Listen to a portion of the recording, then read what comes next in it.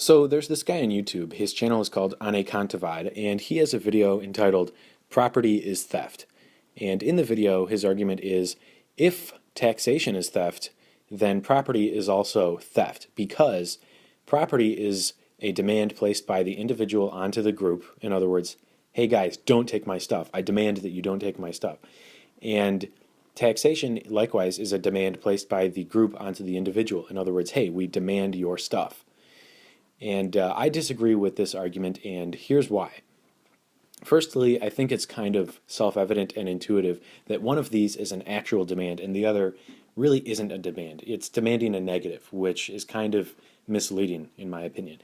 So let's just give an intuitive example. Say there's two situations. One is where I demand your car from you, and the other situation is where I demand that you don't take my car. So we can kind of already tell that one of these I'm actually making you worse off by taking your property, and the other one I'm just demanding that you don't take my stuff, which you wouldn't really care, right? You probably weren't planning on taking my stuff in the first place. So I think Anekantivad's arguments would make more sense in a scenario wherein property is defined only as scarce natural resources, something which humans have not added any value to. And the idea is if one person has, let's say, a plot of land, that necessarily precludes other people from having that. Other people cannot have it if one person does, and it's a scarce natural resource. So let's come up with an example. Say two people are running, they're sprinting towards a plot of land in the middle of a field, and they're both trying to claim it, and it's like the last one left. So if one guy gets there first, that necessarily means the other guy can't have the land, right? So in that sense, it sort of makes sense to view it as a demand, that one person is demanding basically the right to the land over the other person, because in his absence, the land would go to the other person. However, when we're talking about taxation and when we're talking about property in general, I would argue the vast majority of what is defined as property now is not just pure natural resources. In fact, natural resources are a very small percentage of what we define as property nowadays and in the past as well. So let me first lay some groundwork to explain what property really is, what is defined by property, and this will all start to make some sense. So property, and I'm using Stefan Molyneux's philosophy of property here. Property, that is the property that comes from man and not natural resources. Property is utility within physical objects. That is how property comes into being. So, for instance, it doesn't make any sense to just own matter for the sake of owning it. There has to be some reason, there has to be some utility. And utility is kind of a subjective term. For instance, you could have a car that you might sit in your garage most of the time. However, you enjoy the utility of being able to use it whenever you please, whereas other people wouldn't care about that car at all. They might be more interested in a piece of art on their wall. To them, it has utility. But in any case, a physical object has to have utility for anyone to even want to own it, right? And where does this utility come from? Well, naturally, matter has some utility in it, although not much. Like land, it has this three-dimensional property which is useful for us.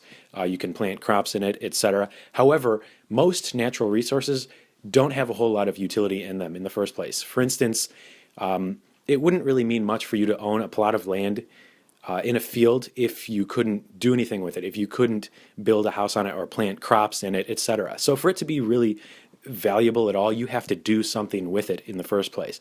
Or like a forest. It seems like it'd be great to own a forest, right? But what if you aren't allowed to access the forest? What if you can own a forest, but you have no idea where that forest is? You just have a title to the forest. It doesn't really mean anything. The whole idea is that you can go to the forest and maybe cut down the trees and build a house out of it or whatever.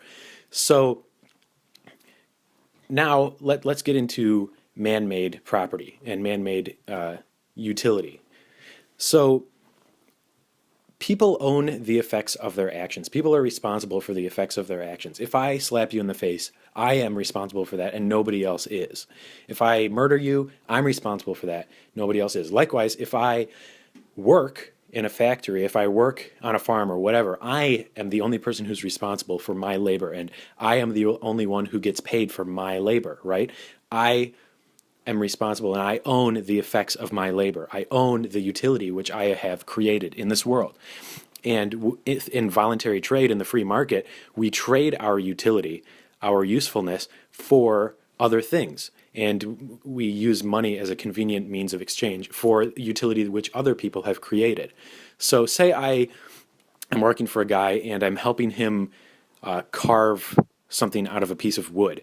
The piece of wood was more or less useless to begin with. However, once I carve into it, I've made a sculpture and it's worth something. I now own that object. But if I'm working for that person, I'm trading my usefulness, which I've put into that object, for, let's say, money or something else. So now I own that money.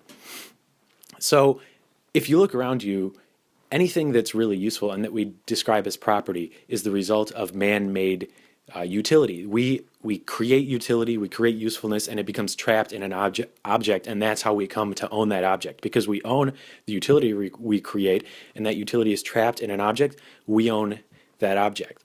And I know this isn't a mathematically pure, philosophically puritanical definition, but it makes the most sense in the universe which we live in. We can't extract the utility from three-dimensional objects which we create. So it just makes sense that when you cut down a tree and build a house out of it, or you sharpen a stick and make a spear out of it, or you bring together iron ore and sand and all kinds of other materials and make a car, you own that object. That is the idea behind property rights. So now, to tie this all back to the original argument, Anne Kantevaid's argument that owning property is just as much a demand from the group, from the individual onto the group, as taxation is a demand from the group onto the individual. What he's implying is that by owning something, let me rephrase. In owning something, everybody has just as much a legitimate claim to property as the original property owner, right? So that would mean that anybody, just any random passerby, has just as much a claim to the car in your garage as you do, or to your computer, or to the food in your fridge, or to your house.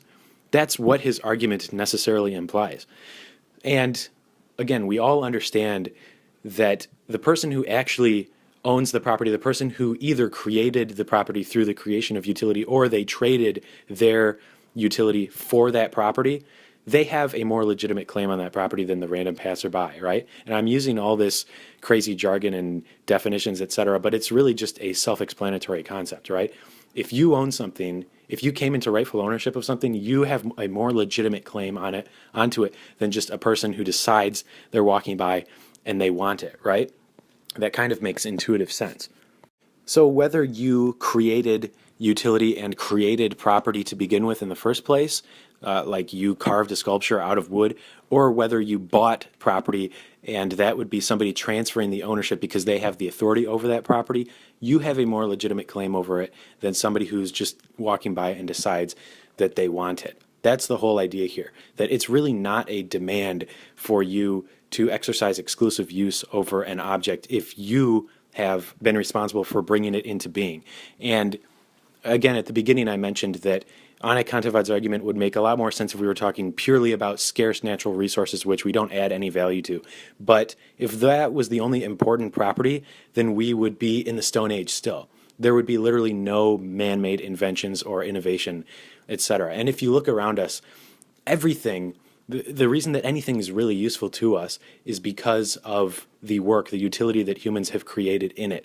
Like, if you were to subtract the value of any object you see around you, a car, a house, a table, a printer, a lamp, a laptop, or whatever, the value of the raw physical resources are a tiny fraction of the value of the entire object. Like, if you were to transfer your computer into just a pile of the elements that produced it, that would not be worth much to anybody, right?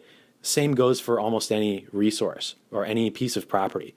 Now, I realize property is not 100% man-made, and man is not responsible for 100% of the value. There is still the scarcity with resources. However, to kind of make the general principle, the vast majority of what's important and what's valuable in property is man-made.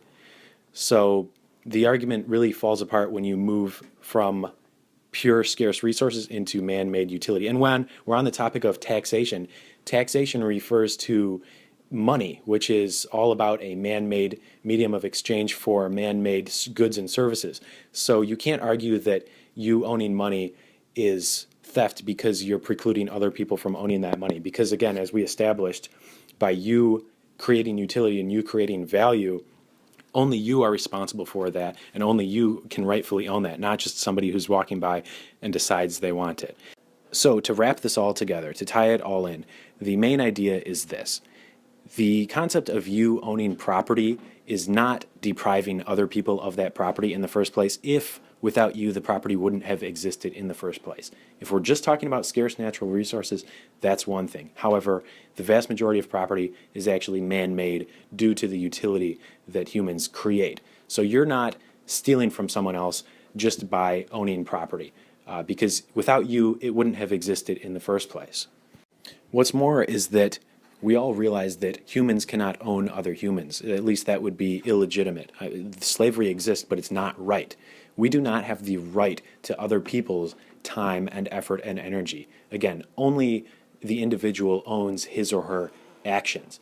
People own the effects of their actions, and we do not own the effects of other people's actions. We do not have the right to take the fruits of other people's labors arbitrarily. Only people who perform the work are due the effects, the fruits of their own labor. So this idea that you owe other people some of what you have produced through your own blood, sweat, and tears is nonsense. Now, I like the idea of charity if you want to voluntarily give that up, but from a pure morality, right and wrong standpoint, you do not owe anybody anything just because you have created that value. Without you, it wouldn't be there at all.